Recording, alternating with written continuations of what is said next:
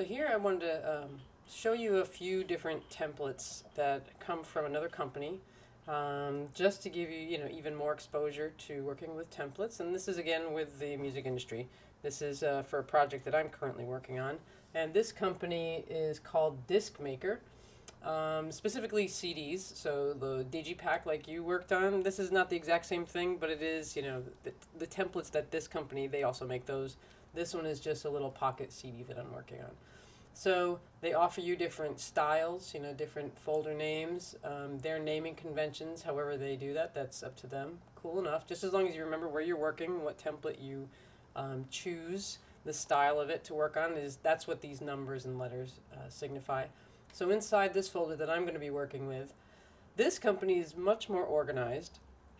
And I've looked through their templates too, and they seem to be more accurate, and they offer you a lot more options, than we saw with the other templates that I gave you for the assignment. So here they offer us an Illustrator template, a CDR, which is for DVDs, the inxs.inx.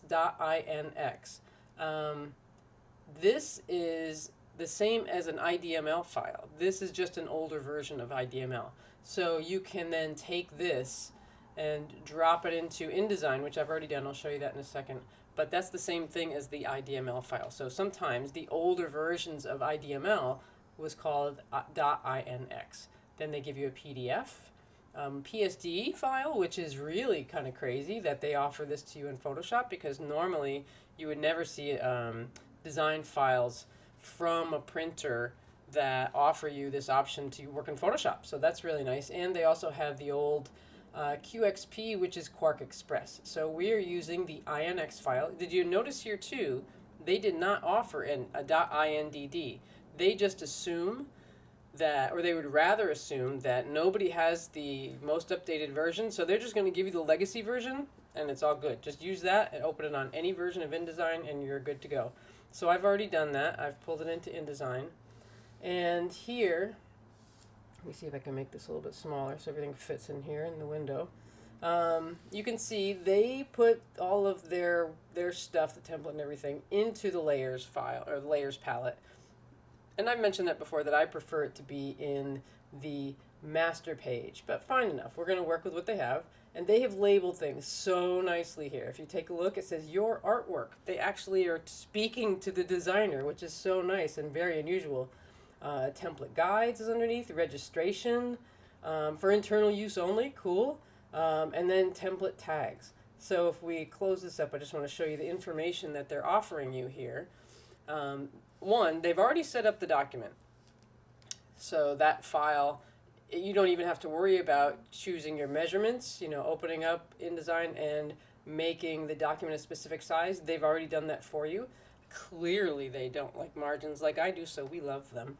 And then the bleed is not included in the actual InDesign file, when you set it up, because the document itself is larger than the template. So you can see they've set the template up here. They've even got the crop marks in here. So a legend, look at that. They're telling you exactly what these lines are for. So bleed is the blue line, the trim line is that pink line, and safety is right there, the green line. The fold line is the dotted line in the center. They even give you measurements for your back cover, for the trim size, and the front cover. This tells you the name of the file that you're working on. And then look at this. We've mentioned this in class, right? So when you're working with a template, I've stressed that you shouldn't change the size of the document or the size of the template. It has to be dropped into InDesign. When you're creating your brand new InDesign file, bringing a template into your InDesign doc, you always have to put it in at 100%. Well, this is basically the same thing. They've already done all that setup for us, but they say here, important, do not change the size of this document or crop this page. Our template page sizes correspond to our graphics workflow. Changing the size will cause your proof to shift. Simply place your artwork inside the required bleed area and save your PDF. So, amazing. This is how it can work. This is how you can work with templates, and these guys make it really nice and easy for you. So I just wanted to show you an example of a really well built template, a company that actually cares and takes the time to not just provide you with stuff that you need, but also to educate you so that, next time you come back or you use another template, you'll be more apt to, know what you're looking at, make it a little easier for you. So that's it. Just wanted to give you another option here to look at, and I will see you all in class. All right, thanks.